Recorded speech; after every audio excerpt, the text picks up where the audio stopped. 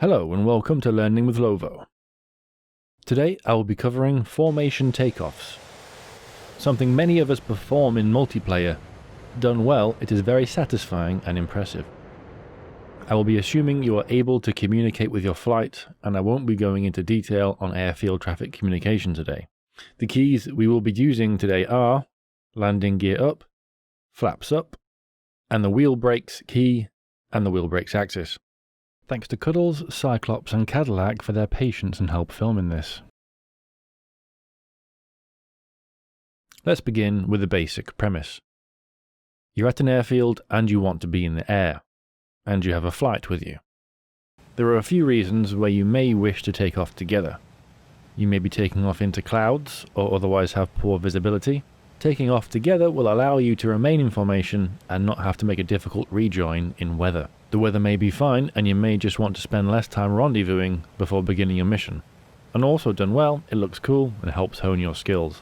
You should avoid formation takeoffs when there is a heavy crosswind, and if you have significantly differing gross weights and drag among the flight.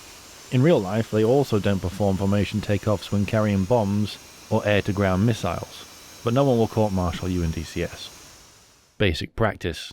You will brief your flight on the takeoff. You will taxi with your flight to the active runway. You and your flight will line up on the active. You will give the pre-briefed calls and together begin your takeoff roll, rotating, raising gear and flaps together on the calls. Reform formation as needed and proceed on your departure. Let's take a look at that in more detail. Briefing. This is a crucial part of the process. You and your flight will need to be clear on what is about to happen and what is to be expected of them. This may be the first time they are attempting a formation takeoff. Your lead may have to go into more detail on specific points of your flight if they don't have experience. Take your time explaining and be patient, it's only a game. You need to decide on and brief the following information: what position or formation your flight will take on the runway, what takeoff power setting to use and how to use it, what flap setting will be used, the use of nose wheel steering, rotation speed, what calls lead will use, and what to do after takeoff. Let's go over these now. Takeoff formation. Your flight needs to know how to line up on the runway prior to getting there. The options lead chooses here can greatly change the difficulty of the takeoff. The options also obviously depend on the number of aircraft in the flight. A two-ship can only take off in trail or as a section. The section takeoff uses half the runway width each. A flight of 3 or more can take off in trail, in sections with 10-second gaps, or the more advanced echelon formation. I wouldn't advise more than a 4-ship echelon unless the runway is exceptionally wide. We performed a 4-ship echelon for this video on 2-1 right at Nellis, which is 61 meters wide, and it wasn't easy. I've included some of the resulting carnage at the end of the video. If you wish to try a multiple line simultaneous takeoff, you must line up so no one's wingtips overlap with anyone else's engines. As the wingman always lines up behind and to one side of the lead, you have to choose which side that will be. If there is a crosswind, lead should take the downwind side of the runway. If winds are not a factor and visibility is good, position your wingman on the inside of the first planned turn. If winds are calm and visibility is poor, place your flight on the outside of your first turn. Take all this into consideration prior to taxi and let your flight know which formation you have chosen. Takeoff power setting. Your flight and you all need to use the same power setting to prevent losing a member and overruns. You can choose full mil or full afterburner, based on the available runway and gross weight. Wingmen select this power setting immediately after the brakes release call. Flight lead immediately selects this power setting and then quickly reduces from full mil to 95% RPM, or full burner to mid burner. This allows wingmen to catch up if required. Flap setting. The flaps will realistically always be set to half. Stating this prevents someone forgetting to set them. Nose wheel steering. You will be using the nose wheel steering and then deselecting it when your vertical stabilizers get enough airflow to become effective. It is helpful if the flight deselects nose wheel steering at the same point. lead should brief them on the speed they will be doing so. I prefer 70 knots. Rotation speed. To take off together, you will need to rotate at the same time and speed. You'll be calling when he or she is rotating, but having the flight brief to expect it is useful. Complex charts to calculate nose-wheel liftoff speeds can be found in the real-world flight manuals, but to grossly oversimplify, for a Hornet, you can rotate at 135 knots at 32,000 pounds gross weight and add 10 knots per 4,000 pounds extra gross weight. Takeoff calls. The flight lead should prepare the flight for the calls they will make so that they are prepared for each step of the takeoff. There should be a call for running up the engines, run them up, brakes release, brakes, brakes, go, rotation, rotate, gear retraction, gear up, flaps retraction, flaps, flaps, go. These are my preferred calls, but you can make up any you like so long as you brief your flight on them beforehand. Post-takeoff. The flight lead should give some detail about what the flight should do during departure, what formation to take, if there is a turn, if there is an altitude to climb to, and the plan for rendezvous. Taxi. Lead. So you've briefed your flight, they've checked in ready to taxi, and you have taxi clearance. Announce to your flight which runway you'll be using and begin your taxi. Expect to hold short of the runway until given clearance. Flight. Follow your lead at a safe distance and speed. Line up. Lead. Gain clearance as necessary and announce to your flight to line up in the briefed formation. Taxi smoothly to your position on the runway, giving your flight plenty of room to find their position. This may mean taxiing further forward than you're used to. They may call for more room. Ensure you are pointed straight down the runway to avoid unnecessary steering during your takeoff roll. Flight.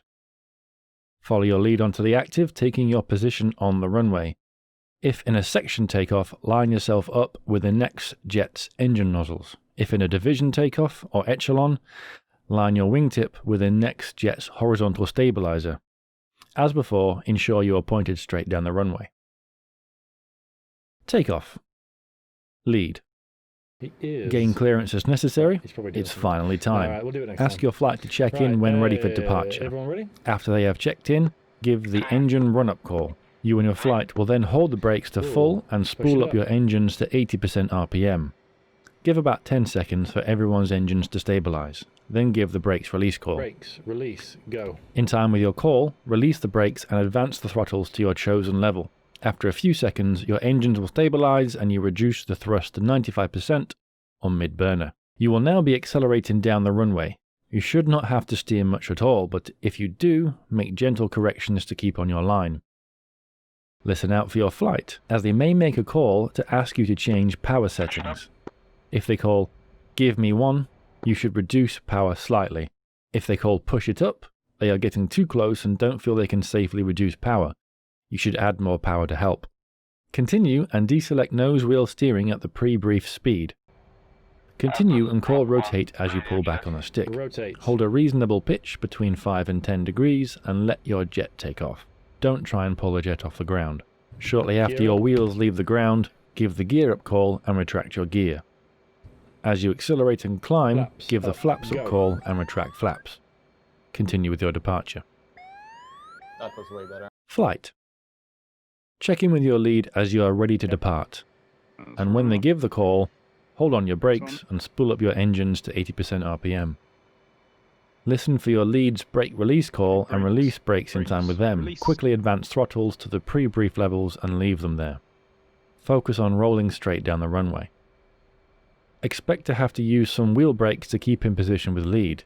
I recommend using the brakes axis for finer control. As before, you should not have to steer much at all, but if you do, make gentle corrections to keep on your line. As you accelerate, deselect nose wheel steering at the pre-brief speed. From this point, use throttle adjustments instead of brakes to keep pace, and begin to focus on staying in formation with the jet in front, instead of simply rolling straight. At the rotate call, pull back on the stick and match the next jet's attitude. If you have fallen behind a little bit, you can delay your rotation slightly, as the extra drag on the rotating jet will let you catch up. Coming up on rotate As you now. leave the ground, Raise your gear on lead's call and begin to move into the pre-briefed formation. On lead's flaps call, retract flaps, and then continue with your departure.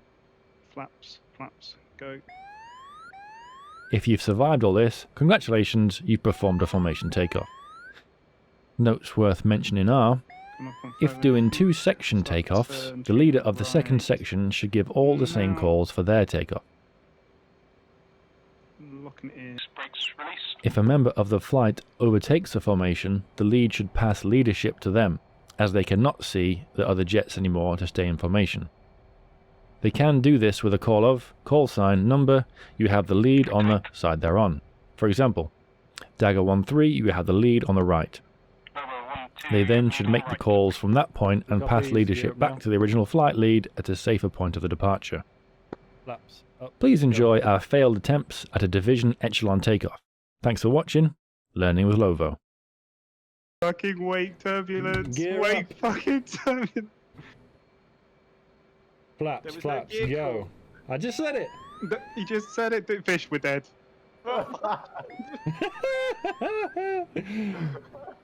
Yeah, that did not work. Wow, explosion. Brakes, go.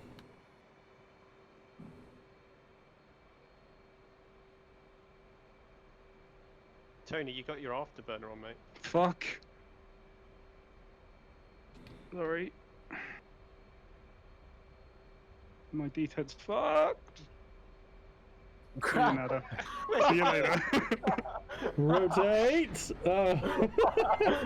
Full house. Tony! It's a full house. How many you survived? Are you going backwards? I'm taking off backwards. There's a plane going backwards. That's great. Oh god, we can see with names now whose it is. Hang on. That is mine. yeah. I'm reversing down the runway. That is Lovo. Lieutenant Lowe.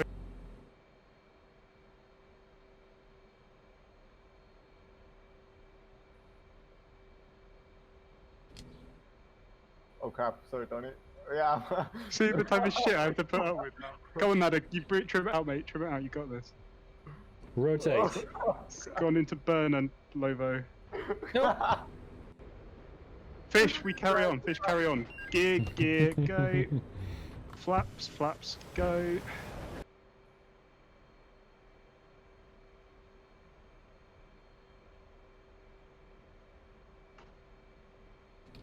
Nope.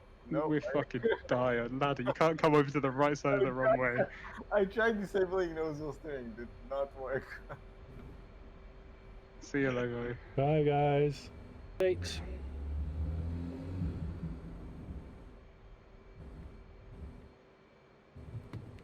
Gear up. Oh, fuck. Fuck! Fuck!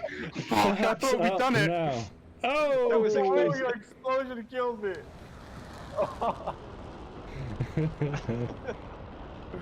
that was my fault because I had to come out of the throttle.